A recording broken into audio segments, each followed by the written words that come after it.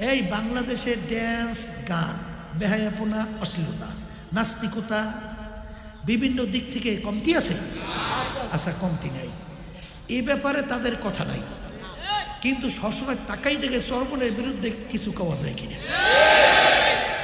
একদল আছে না? আবার এরা কিন্তু হুজুর দাবি করে না, আসতে কয়। আচ্ছা, বেশ ভালো কথা, চর্বণে আমরা তো ফেরেশতা না, ফেরেশতা, আমাদের ভুল ত্রুটি হইতে পারে না? পারি। তাহলে যদি ভুল ত্রুটি হয়, আমরা তো প্রকাশ্যে আমরা বলছি যে মানুষ বলতে আমাদের ভুল হতেই পারে। আপনাদের দায়িত্ব, কর্তব্য হলো আমাদের ভুলগুলো ধরাইয়া দেন, আমাদের ভুলগুলো ধরাইয়া দেন। কোরআন এবং হাদিস অনুযায়ী যদি আপনারা ধরাইয়া দিতে পারে, আমরা পরিষ্কার ঘোষণা করছি তাওবা কইরা ফিরে আসব। কিন্তু আমাদের ভুল কোরআন এবং হাদিস অনুযায়ী না ধরাইয়া এরকম জাতিকে বিভ্রান্ত করা,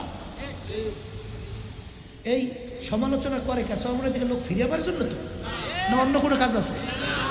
ঘিটা জমার জন্য তো, না ছাড়া অন্য কোনো উদ্দেশ্য আছে?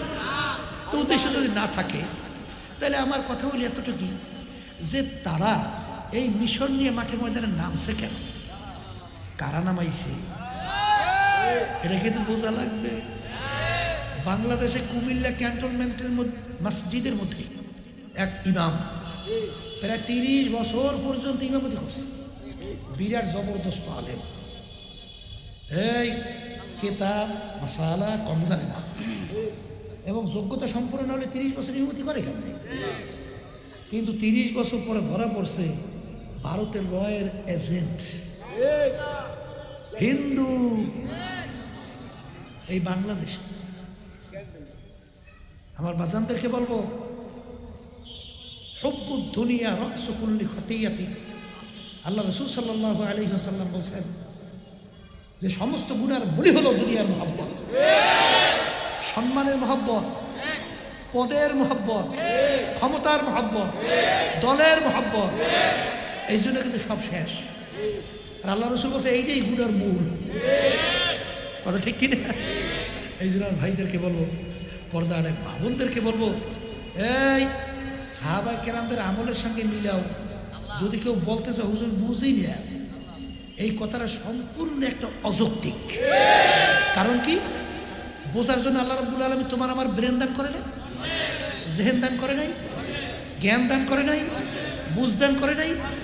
যার ভিতরে বুঝ নাই, ব্রেন নাই, তার উপরে কোনো শরীয়ত আছে? তার উপরে নামাজ আছে, রোজা আছে, তাকে আল্লাহ ধরপাকড় করবে? কে ধরবে না? ধরপাকড় করবে না কে?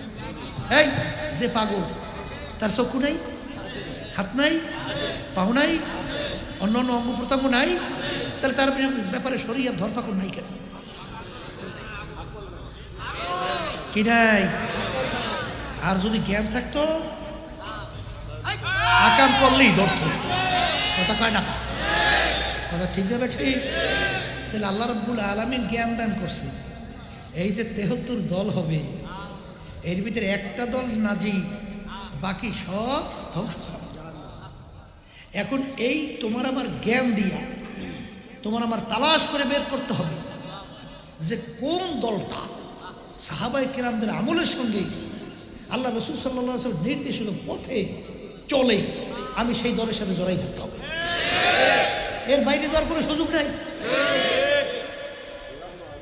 এখন বুঝে না, হুজুরকে মাথায় দোষ দিয়া খুব কায়দাই আছে, ঠিক না?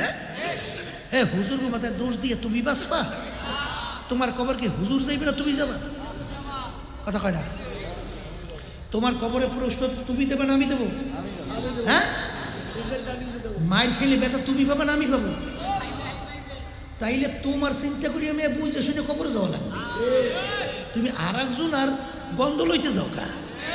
হ্যাঁ, এই জন্য আমার বাজানদেরকে বলে, পর্দা আলে মা বোনদেরকে বলবো, খুব সতর্ক অবস্থায় পা বাড়াইতে হবে। দল কিন্তু 73। এই আপনার এখন একটা অমুকে কয় আর একটা, অমুকে কয় আর একটা, যাবো কোন দিকে? এখন বাজারে যখন আপনি যান, বাজারে বিভিন্ন মাল বিক্রেতা মাল নিয়ে আসে না? আচ্ছা, কেউ বলে যে আমার মালটা খারাপ? আজ পর্যন্ত শুনছেন? কিন্তু যে ক্রয় করবে তার কিন্তু যাচাই বাছাই পরীক্ষা নিরীক্ষা কইরা ক্রয় করা লাগবে। আর যদি করে যে আমার মালটা ভালো কিনে টিনে বাড়িয়েই দেয়, ঠক খাইছি, ঠিক কিনা? ইলিশ মাছ কেনার সময় গালি উঠেই দেখে ইলিশ মাছটা পয়সা গেছে না ভালো আছে। চাউল কেনার সময় দাঁতের ভিতর দিয়ে চাবাইও দেখে নরম না শক্ত। আবার ঘেরান নিয়ে দেখে স্বাভাবিক ঘেরান আছে না ঠিক আছে না বেকার বেকার। তৈল কেনার সময় হাতের ভিতরে ডলা দিয়ে ঘেরান নিয়ে পরীক্ষা করে। এইটা খুব পটু, এটা খুব বোঝে। কিন্তু ওই যে 73 দল, এর ভিতরে 72 দল ধ্বংস, এক দল বেহেশতি, কোন দলটা নাজাত পাবে এইটা হুজুর এখন বুঝি না। আসলে বোঝে সব, কিন্তু ব্যাপারটা বুঝেন নাই। এই ব্যাপারটা হয়েছে চিত্ত বিনোদন। এটা খুব মজা না? একটা যুবক ছেলে একটা যুবতী মেয়ের সঙ্গে আড্ডা মারতে মজার কোনো শেষ আছে? একটা যুবতী মেয়ে একটা যুবক ছেলের সঙ্গে আড্ডা মারতে মজার কোনো শেষ আছে? এই চিত্ত বিনোদন, গান বাজনা, ভ্যাঁ বোনা, অশ্লীলতা, ঢোল বাদ্য, এক মজার শেষ আছে? এই বিভিন্ন কায়দায় কায়দায় এই আস্তে এই মজা উপায় আবার সোজা সৌদি জান্নাতে চলে যায়। কোথায় যায়? এই নফসের খোরাকিটাও পায়, আবার বেহেশতেও যায়। তাহলে এই সুযোগ কেউ ছাড়ে? আসতে কয়, কথা বুঝেন নাই? কিন্তু বাজানদেরকে বলবো, পর্দালে মাহবুব শুনতেছেন, সংক্ষেপ